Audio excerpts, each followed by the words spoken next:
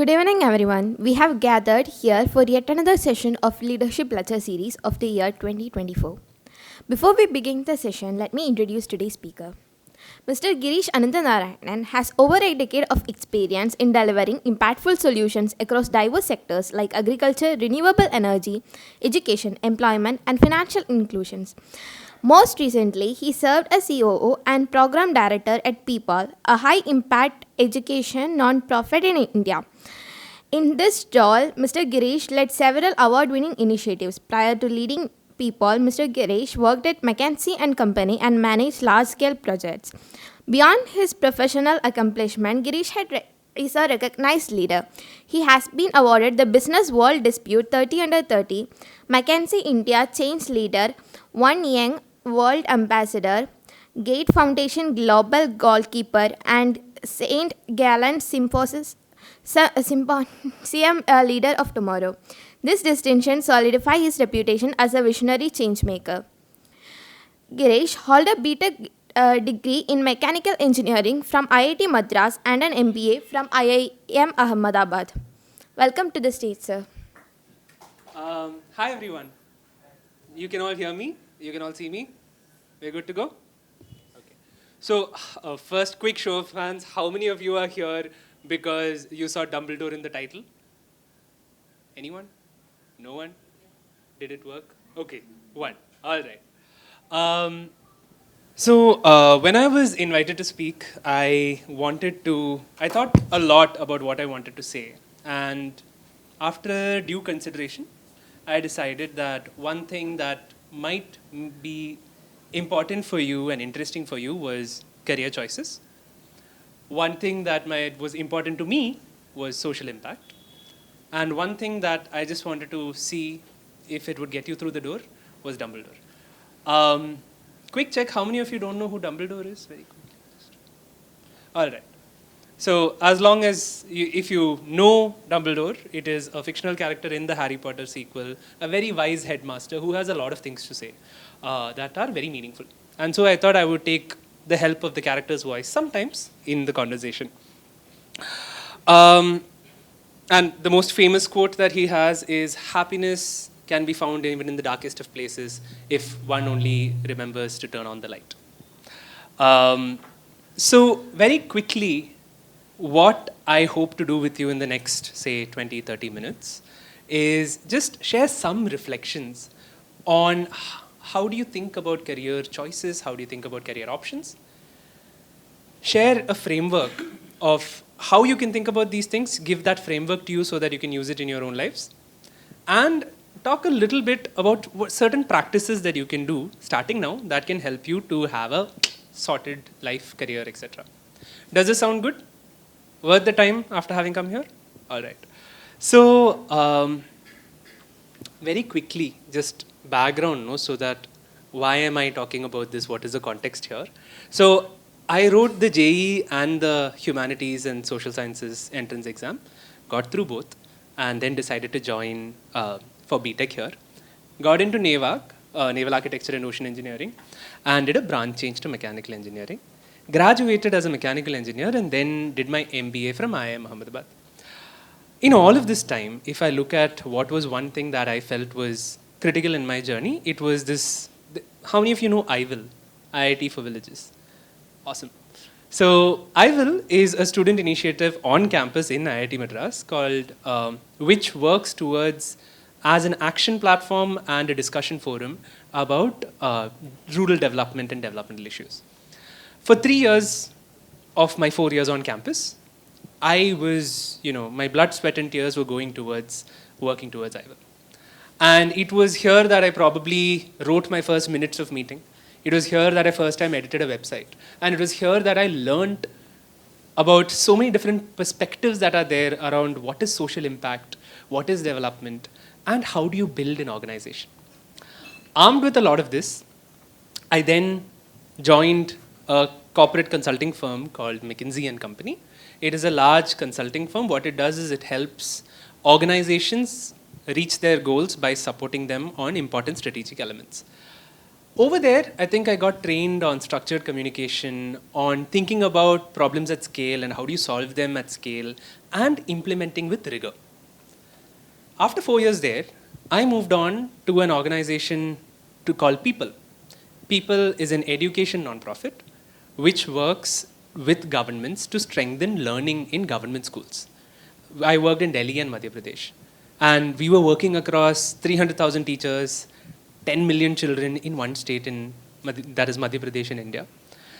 And a lot of what I had learned at McKinsey as part of the leadership team of People, I was able to essentially use the same hammer, but use it on a nail that I cared about, right?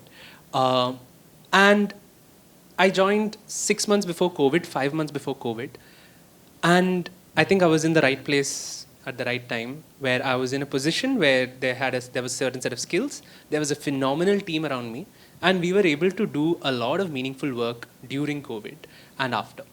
And the organization grew, there was a lot of good work done, and 4 years later, I felt like I've been working on social impact for so long, trying to understand, trying to experiment, doing a lot of things, but maybe I want to take a break. I want to take a career break and take some time to reflect on what is, ask the big questions, reflect on my purpose, all of those good things that a lot of people want to do at some point. I decided to do that. And a few months in, as people were like, look, I wish I could also take a break. You're having these interesting conversations. Is there a way in which I can also access them? I started a video podcast called Rahi Impact Journeys. And I've been doing a set of other experiments to strengthen the development sector, strengthen the social sector, and help people work with each other. So I've put it all under this umbrella of Rahi Impact.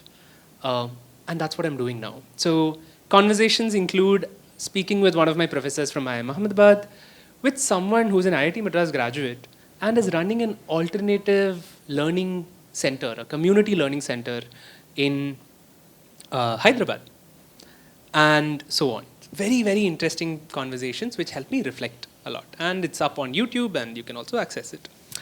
So why am I talking to you about career choices? I have had the privilege of seeing a lot of different journeys over the last many years, talking to a lot of people whose journeys that I've tried to understand, tried to help on, as well as my own journey, where just like you, I have had many reflection points, questions, concerns, insecurities, fears, as I have navigated the journey.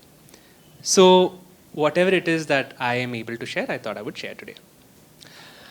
So this, very quickly, in terms of norms, it's also going to be interactive. I'm going to be asking questions in the middle, otherwise we will fall asleep. No? So does that work? Do we do that around here where we ask questions and get responses? Yes? Yes?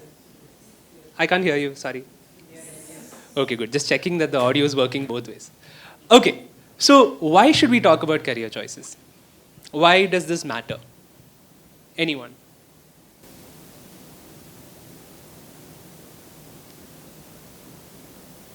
Dead silence. Oh, yes.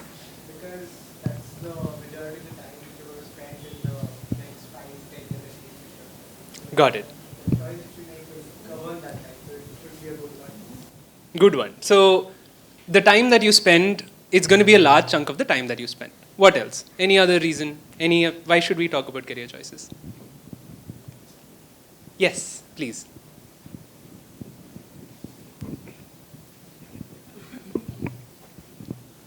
It's a major source of income. Your career is probably going to be a major source of your income. Very important consideration. We shouldn't go with the flow of whatever is surrounding us, most importantly. That is also an important point. We should not necessarily go with the flow. We should be mindful, by the way, that there is a flow and that we are going in that flow, and see whether we like it or whether we want to swim and take a little bit of effort. So I'm going to take all of these points and going to work with that. So if you look at a typical lifetime, we are broadly talking about 550 weeks. That's your life, right? And in those 550 weeks, if I just break it down, 50% of it is spent taking care of yourself. Sleeping, eating, cooking, showering if you want to, all of those things, right? And then 20% is gone in childhood only. By the time you've gotten here, 20% is already gone. Now, what does that leave? That leaves something about 30% left. And that 30%, let's say, and again, you can debate on how much you want to spend, and that's also in consideration. A good part, a good 20% of your life is actually spent on what is called career or work. And another 20%, or let's say 10%, 15% is spent with your friends, family, and yourself, your free time. Right? And so it is a large part of the discretionary time you have. This is a large part of what you can use to express your identity, to actually understand who you are, what you want to do in the world, and your contribution in many ways. By the way, I know some of you are shocked that it's only like 20% left, but yeah, and not sleeping at night is not the way to solve for it. So before anything else, let me just take a second to just share that having career choices is a privilege. Why do I say that? To have career choices, that means that you've had a solid education. You have financial space. You have, for whatever reason, been born in a peaceful part of the world. And you have enough of options in front of you to choose what you want to do. And so the question becomes, what is it that you want to do? But I just thought it's really important that we don't forget that there is a full pie. It is not only that 20% that is there. You need to think about your life, your personal situation as you navigate these things. And so, this is the second question for all of you. What are the typical choices that you have when you graduate? Whether you are an undergrad or a postgrad or a PhD in the room. Please. Do a job in the core subject that you have studied. Fantastic. Startup. Startup as a job. A startup or a job. Like you start a company of your own, or you take up a job. Job any. Solid. Anyone else? Civil services. Very good. Okay. IAS, IPS, IIS, IRS.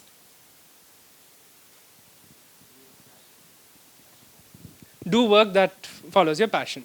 Okay. And what is your passion? In which direction does it take you? You're working in the office. Super. Anyone else? Work related to social service. Okay. Anyone from the middle? That row? Sorry? Media related work. Super. So if you look at a lot of these options, I tried to kind of categorize them, and I realized that it's not easy to categorize. Right? So what are the different axes of decision? What sector do you want to work in? Like, do you want to work in science and technology, healthcare, research or academia, development sector? Second question, what role do you want to take? Do you want to be an engineer, a teacher, a doctor, a lawyer, right? A management professional? By the way, everyone says management karoge. Like if you do management, anything goes. You can do whatever. That's actually what I've realized is this is also a specialization. You are a management professional. The type of organization. Do you want to work for a private organization? Do you want to work for a government, like in the civil services? Do you want to work for an academic institution, like come back and join IIT Madras or some other institution? And do you want to do it in a startup, a mid-sized firm, a large bureaucracy? What fits you? How do you decide? There are so many axes and so many decisions, right? And so I think this is when I will invoke Dumbledore to remind you that it is your choices that show what we truly are and not our abilities. And so what I want to leave you with is slowly coming to the framework that I mentioned. And by the way, don't beat me up saying this is too simple, why, it's not a framework. But it is fundamentally, from everything that I've seen, there are a few factors that you have to think through. There are 4 questions that you have to ask yourself. And let's look at them. Works? First question. What are your values? What are your identities? Who are you? Second question.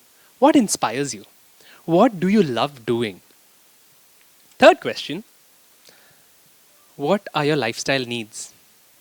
And final question, what is the impact that you want to see in the world? And let's go through each of these and understand what is behind each. First thing, know yourself. Every single one of us is unique.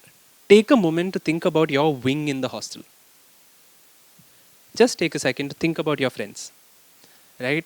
Or people in your colony if you're not staying in the hostel. Every single person, if you look at it, no, if you try to put one person's career into another person's life, it may not fit. But that's hard for us to also realize that the same is true of us also. We're also unique. We're also with our own propensities. And this campus is one where people sometimes find themselves and sometimes lose themselves. And this is a space and a time where you actually will be able to engage, understand, and explore your identities. Right? So, for example, are you maybe, is Girish, what is Girish? Right? Like someone I was speaking to today said, I am a caregiver, I am an academic, and I am an activist. That was her set of identities. For me, it might be I am a management professional, I am apparently a podcast host now, and I am an aspiring musician, and I am a voracious reader.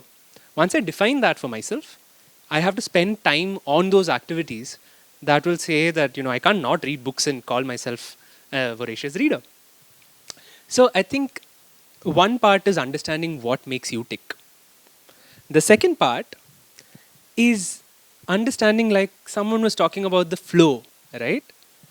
One thing that I've realized is every organization that you are part of holds a certain belief, holds a certain point of view.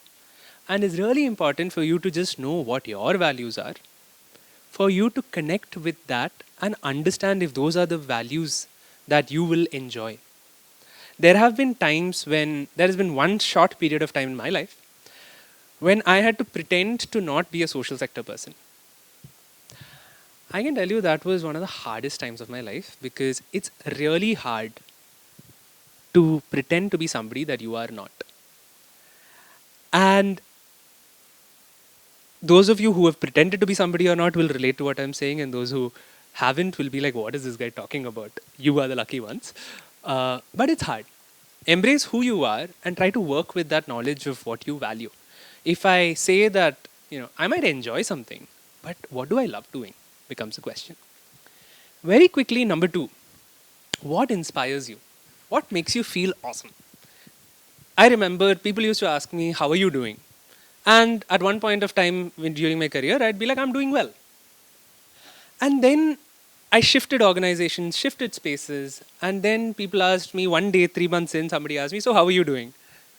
And I said, I'm happy. And I was like, what did I just say? My answer changed and I didn't even realize it. So I think finding things that inspire you, finding things that you enjoy, finding things that give you meaning, just makes life much easier. Imagine you are someone who loves sports, and in campus, instead of allowing you to go to sports, they say that you have to go to the library every day. Or the other way around. I don't know if you would be okay with that. And if you're not okay with that when you're on campus with the freedom that you have, then I wonder how you would feel if you had to do that for 20% of your life. Right? And this one, again, call back to Dumbledore. It takes a great deal of courage to stand up to your enemies, but it takes as much courage to stand up to your friends. On the first point about knowing yourself and knowing what inspires you, might lead you down a path that may not be the typical path. And it will take you a lot of courage to say, it's okay, I'm going to try this. You need to just be sure and you need to be clear that these are your decisions and this is the cost that you're willing to bear for those decisions. And you may have to stand up to your friends, to your family, to be able to do that. And that doesn't mean a confrontation. That doesn't mean that you have to act without kindness. It can still be kind, but it can still be firm. And there are so many stories of so many people who are from my batch and before, who now have 10 years of runway, right? And you can see. One person that, as I was reflecting, came to mind was an amazing senior called Hariharan Mohan Raj, 2 years senior, engineering physics, good at math, but brilliant at music. I mean, for an inter-hostel Western music competition, that group ended up making their own song. Like they composed a whole piece just for inter-hostel Western music and a brilliant song. And so, again, just FYI, the 4 years that I was at IIT Madras, Saraswati Hostel, my hostel, won every single year of Litsoc. I'm assuming Litsoc is still a thing. And so, what he did is at the end of 4 years, he went to study sound engineering in New York University. And he has an article in the Fifth Estate, which was IIT Madras magazine, which I found is still online, where he has written that there are things that you're good at and there are things that you love. You can do what you're good at for a really long time, but once you get tired of it, you'll feel like shooting yourself, right? And in his case, I think he's still into music, he's still working on it. And you should read the article where he says that. But that's just one story of so many where people have taken unconventional paths, taken twists and turns, and moved away. Third one, and this is me sharing the best piece of advice that I got. At the end of campus, in my 4th year, I got into IIM Ahmedabad and everyone said, you have to go. So I said, okay, I'm going. And someone came up to me and said, you know what? Many, many years ago when I did my MBA, there was something that I thought of and I want to share that with you. He said that be careful that your need base doesn't increase. What tends to happen is when you get a bigger paycheck, when you get a bigger salary, and when you do an MBA and you get into that world, your lifestyle changes. And then your needs will increase. And when your needs increase, it's very hard for you to go back. For whatever reason, something that was told to me 10 years ago has stayed with me. And so if you look at my lifestyle, it is broadly the same as it has been, unrelated to the paycheck that has been coming in, whether it's zero or whether it's much more. And I think that I find that a powerful thought. At the same time, the second aspect of it is, again, every single one of you has your own story. Some of you will have ailing parents. Some of you will be the first generation learners and you will have people who you need to take care of at home. You will have financial responsibilities. You may not have any of these things today and you might have it tomorrow, starting tomorrow. And life is unpredictable and it's really difficult to explain and understand. And so I just want you to keep in mind that I have met people who care deeply about something and they want to do it. But they are mindful that they are not able to. And sometimes they beat themselves up.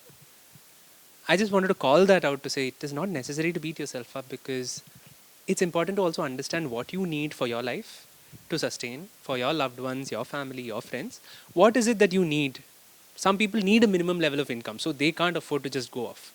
But there are some of us who might be privileged, who might be able to do it, and then maybe should. And that leads me to my favorite point, which is, what is the impact that you want to have in the world? I'm not talking about doing work in an NGO. I'm not talking about doing work somewhere else. I have a question. Is there anyone who has worked before entering this room? Awesome. We have a few. Do you think your work had a social impact? What was your work and what was the impact it had?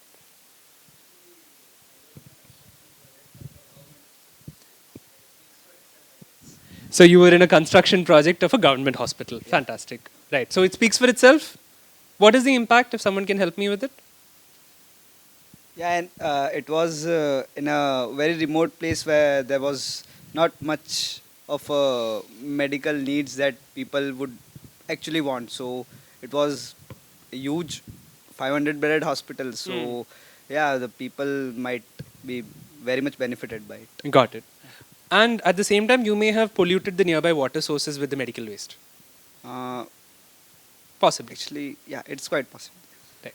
Okay. Sorry, not to take away from anything you have done, but just trying to get to a point. Yeah. Cool.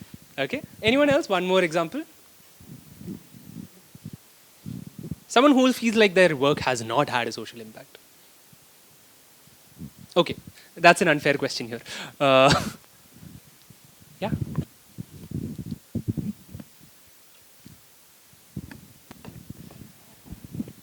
Should I answer that? Sure, please.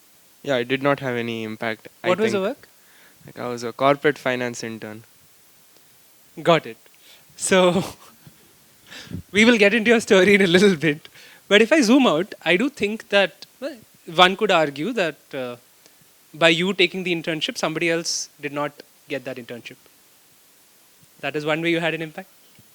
Yeah. So what I wanted to just take a minute, if I zoom back out, is it was something that I was discussing recently, that any job that you do, whether you're working in engineering, whether you're working in corporate finance, whether you're working wherever you're working, in your career, your work is going to have a social and an environmental impact. You might give employment to 1,000 people. You might end up improving healthcare facilities. You might end up being the cause for trees being cut. You might end up standing in the way of someone who is, causing oppression.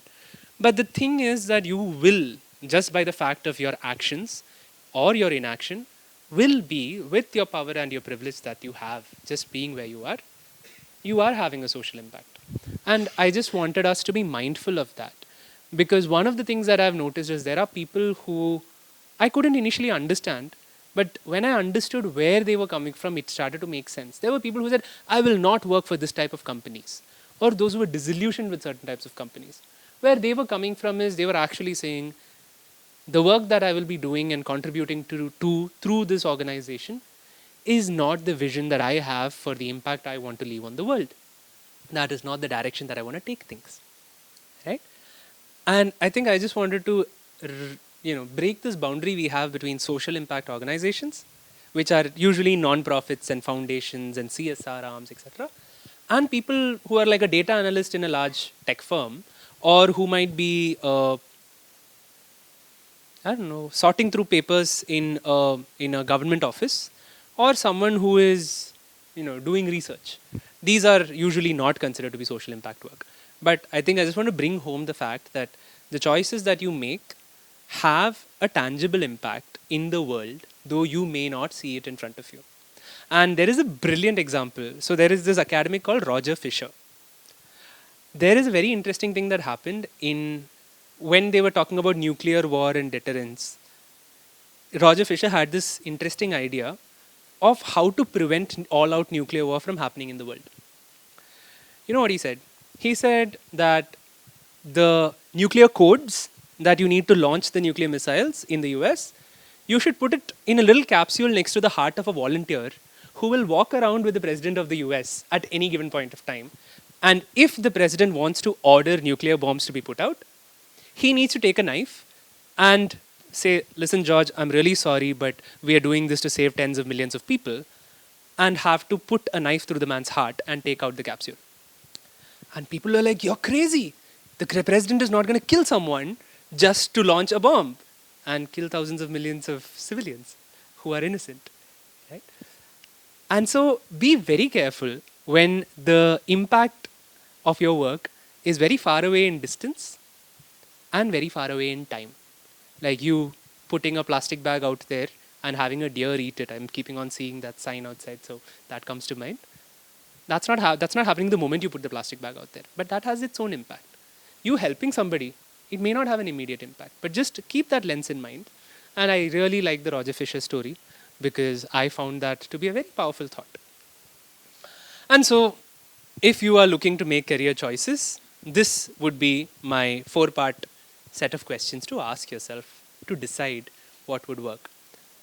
And to close this, just some practices that I would suggest that you can do now, which will help you get there. Would that be helpful? Okay. First one, and this is something that I keep telling people, keep a journal. A journal is essentially a diary entry, what they say. I have been keeping one since 8th standard.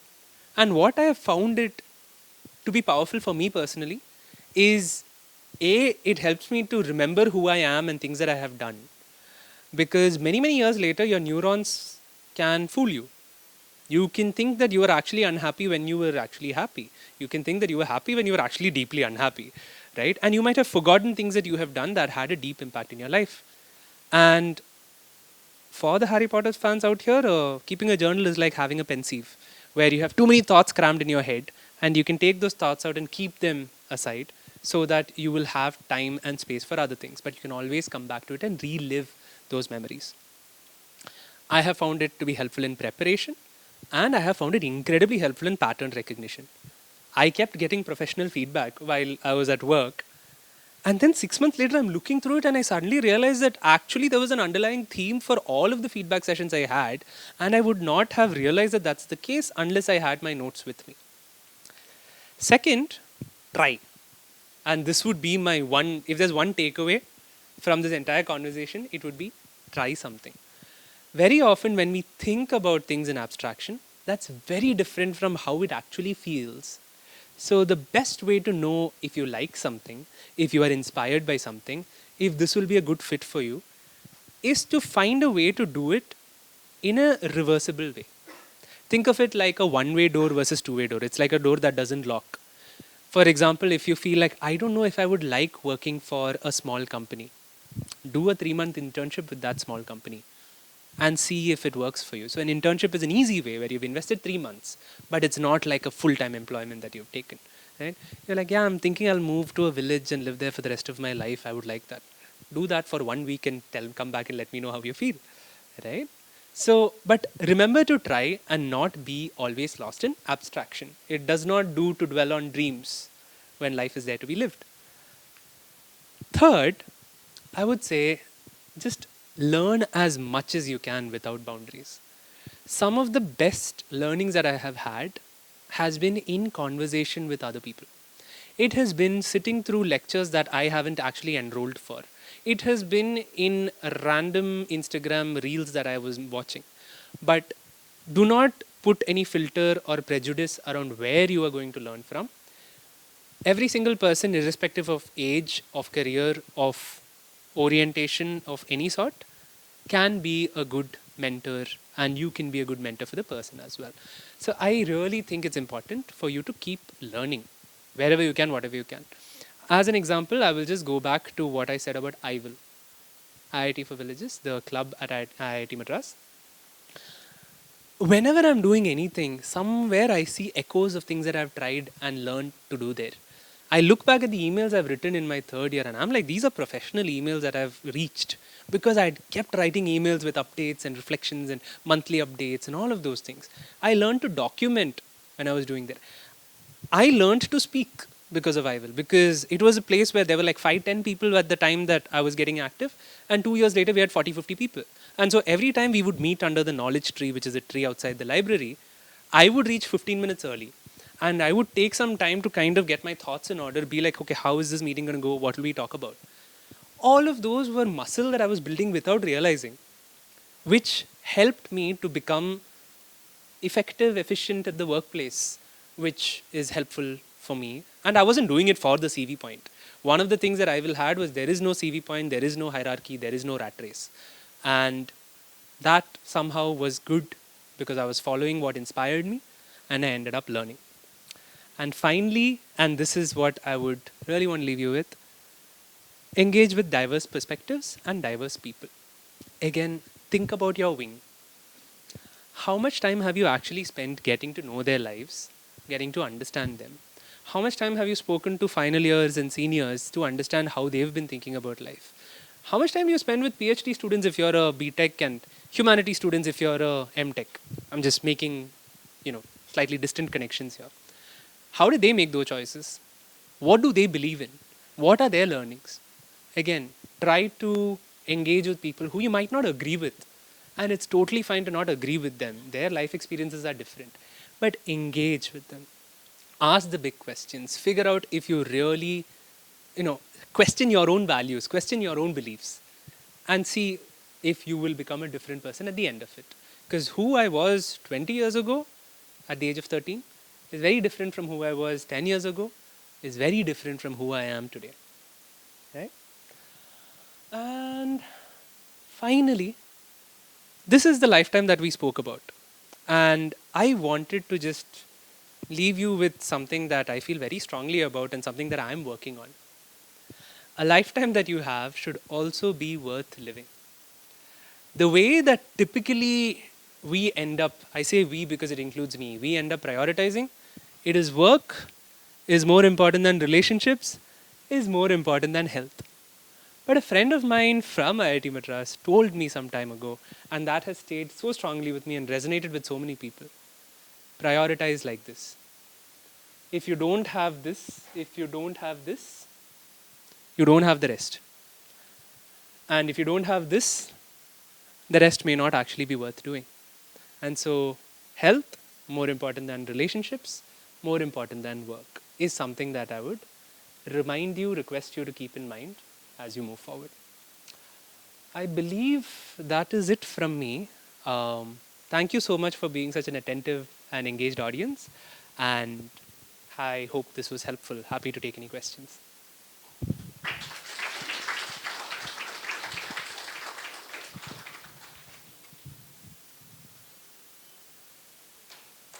Yeah, and this is how you can reach me. I just put that there. Yeah. No, actually, one thing that I'm a little doubtful that when you showed the 550 weeks, you were talking about the work life or the entire life. I didn't get that point. Because 550 weeks. I might have gotten the math wrong. I didn't quite reach. Did I that get is it wrong? around 11 years, so I was a little confused whether I'm talking about the. My bad. Yeah. Sorry. I think. Sorry, that's okay. Maybe you goofed up. Okay, it's okay. 50 weeks means almost. Yeah, like that's only 11 years. You're right. Okay. One thing actually that one more thing that actually. Yeah. That's close to 5,000 weeks. Okay, fine. So actually that one thing that I liked your presentation is the first page. Can you go back to first page? Opening slide. Working on it. Actually, I like this picture here. Thank you. Did you intentionally choose it like to show some kind of message or like so? What is that? Because Okay. I actually showed it to tell you a story about my sister. But then I decided that might confuse the overall conversation, so I didn't. But now that you've given me an opening, here is the story. You guys mind? No. Okay. So, when my sister was a wonderful person, when she was in 8th standard, she was in school and a female Air Force pilot came to school. Right? And she comes home and she's super inspired. She's like, you know what? I'm going to become an Air Force pilot. I will have, uniform job. And this is not a story of how she, crossed this short service board and then she became an Air Force pilot and, no. This is a story where she went on to become the first batch of aerospace engineers from Amrita University, went on to do her MTech in aerospace engineering at IIT Kanpur, and for the last decade, for 10 years now, she's been working with the Hindustan Aeronautical Labs, which is HAL, Hindustan Aeronautics Limited, as a design engineer. She's been working on helicopters, fixing snags, ensuring that the machines are manufactured, working, coordinating across a lot of people. And why I wanted to share that story was because I felt like often that in many ways shows me why I actually came here to speak, because I realized that sometimes there is value in hearing other people share things, and B, showed me how passion and inspiration are important, but it's also important for you to know yourself and know what your competencies and your interests lie in, because she's the engineer of the family and she's phenomenal at what she's doing. And she followed her path, which was different from what was her inspiration. And I felt like sharing that might be useful to share with you, that that's often how it might turn up, and that's okay. And I wanted to make sure I shared about my sister, because there's something that she told me I wish I had known 10 years ago when I was graduating. And today is National Science Day, and I felt like this is important for you to know. If you're asking this question, should I do an MBA, etc., she told me this thing, that science is like magic. Because science, if you really think about it, is understanding how the universe works. And engineering is making that universe work for you, to make something happen in the real world. Spells are the magical equivalent of equations. If you know the equation, you can make water move from point A to point B, And I just felt like I want to share that with all of you who might be missing inspiration on the core job front, because we do need, solid engineers to come out of this institution. Thank you so much for asking this question, because yes, I did think about this when I put it up there. Yeah.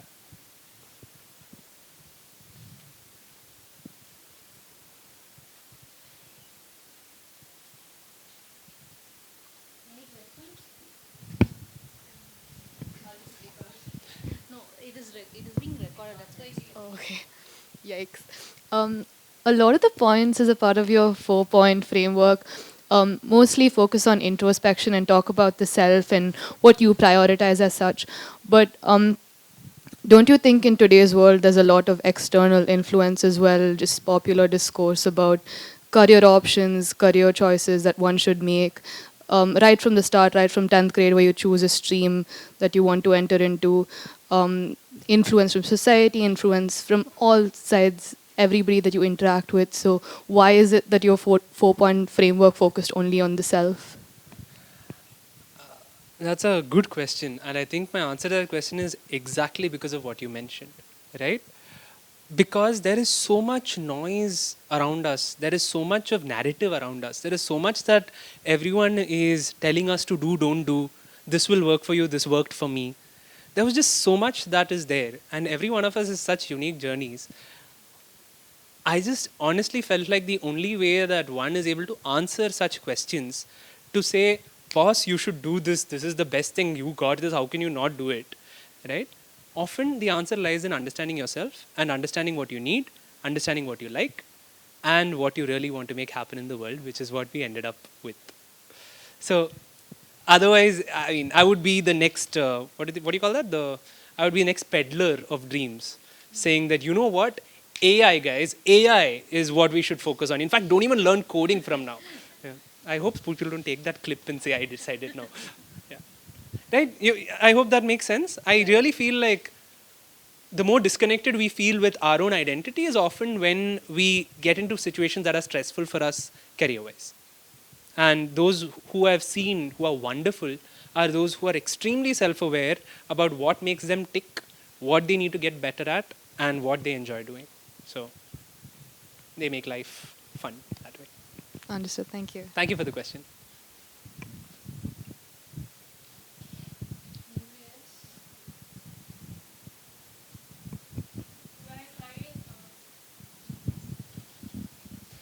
Trying out something new and it's not going really the way I expected it to.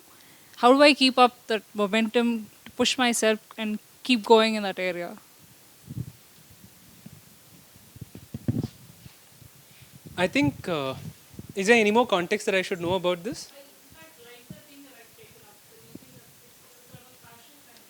Hmm.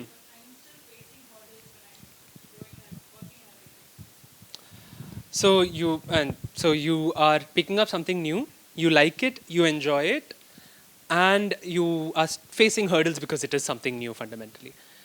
Well, my take to that would be, maybe it sounds like what you're looking for is a little bit of time to find your feet and a little bit of kindness from the people around you, because you're feeling like I'm not able to deliver as much as I needed to or wanted to, and you need that space. And in such situations, my sense is that an honest conversation helps, saying, hey, let's have a conversation.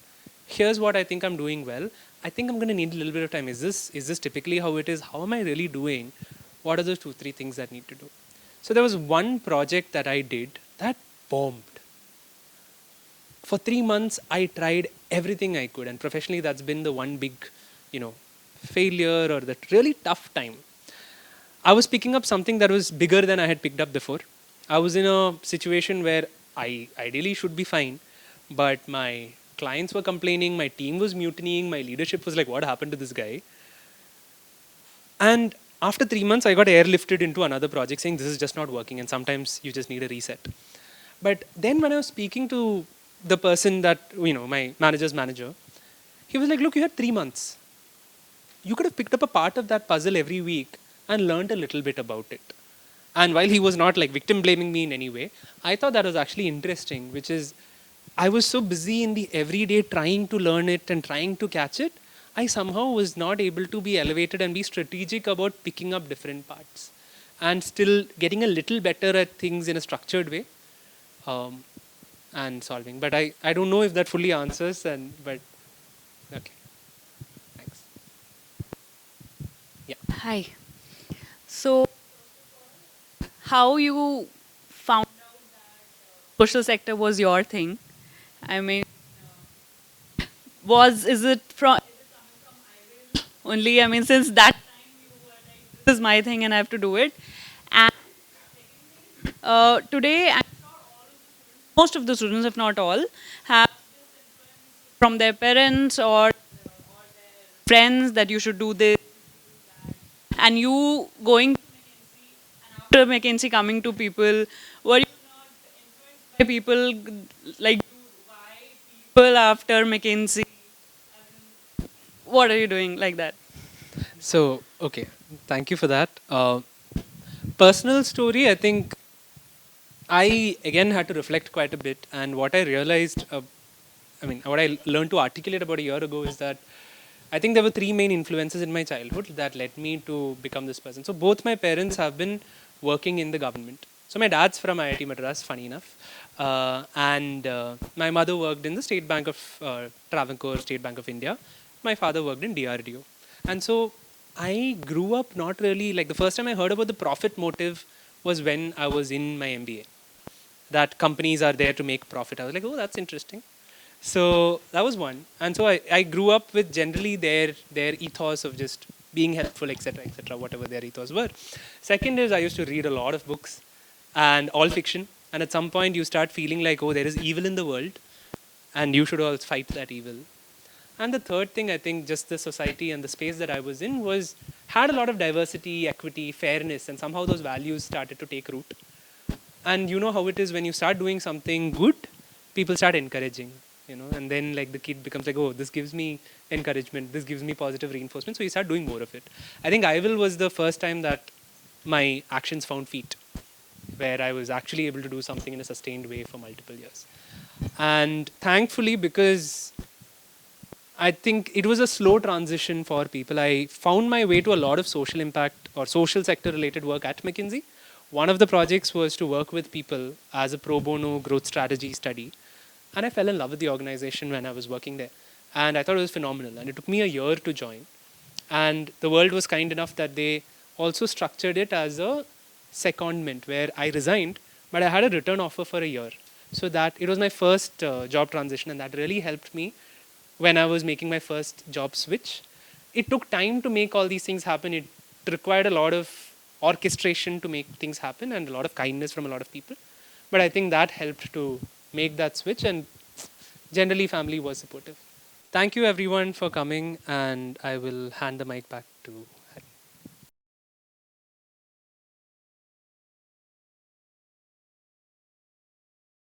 With this, we have come to the end of yet another glorious session of Leadership Lecture Series. On behalf of the ACR office and the Alumni Relations Cell, I would like to extend our sincere gratitude to Mr. Girish Ananthanarayanan for taking the time to share his valuable insights with us today. Your presence and words have truly inspired us, sir. I would also like to thank ACR office for arranging this wonderful session. Last but not the least, I would like to express my gratitude to the wonderful audience for their participation and interaction. Thank you all for coming.